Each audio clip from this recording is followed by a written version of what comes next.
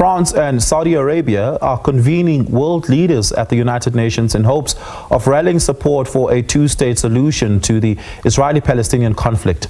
Several countries are expected to join the growing list of nations that recognize Palestinian state during the summit. Israel and the United States are boycotting the event. Jeenah, director of Afro-Middle East Center based in Johannesburg, joins us live now for this. Beyond this event, we've seen Canada, Australia, as well as the UK recognize Palestine as a state, and France is expected to do the same tonight. Is this significant progress, or is it merely cosmetic posturing at best? Cosmetic posturing, symbolic, not anything that's going to have, certainly not any immediate result. It's not in any way going to stop the genocide that's taking place in Gaza, the massacres of children taking place there, the deprivation and starvation that's taking place, the fact that people that no aid is being allowed into Gaza. None of that is going to be affected by this so-called recognition.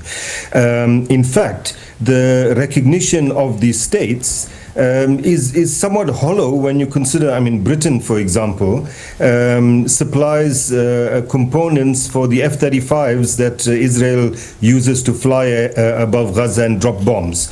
That's not going to stop. It's recognizing a state that frankly doesn't exist, not stopping, not halting the genocide that does exist. The Canadian Prime Minister, in a comment in an interview, said that he hopes this two-state solution will result in a Zionist Palestinian state, which is a contradiction in terms. So one asks, what exactly is this all about? It's about a couple of things. Number one, that there's massive protests and upheaval taking place in all these countries by the populations against their government's positions on the genocide, or the government's inaction on the genocide. So they're trying to appease that. Number two, it's becoming clearer and clearer that this is a genocide, and when the ICJ finally rules that this is a genocide, these countries will say, well, we did something to stop it, we recognize a Palestinian state. And so they are looking forward to that as well. And number three, it's a way of legitimizing Israel's security partner among the Palestinians, which is the Palestinian Authority. And that's why, the part of this recognition speech that Macron gave earlier and Keir Starmer yesterday is an attack against Hamas, against the resistance in Gaza that is defending and protecting Palestinians, because they want to replace Hamas and any other faction with the Palestinian Authority, because the Palestinian Authority has played the role of being Israel's security contractor. This is the purpose for this recognition. Yeah, let's talk about what statehood recognition means. It means, along with statehood, means a recognition of your sovereignty and the respect of the integrity there too.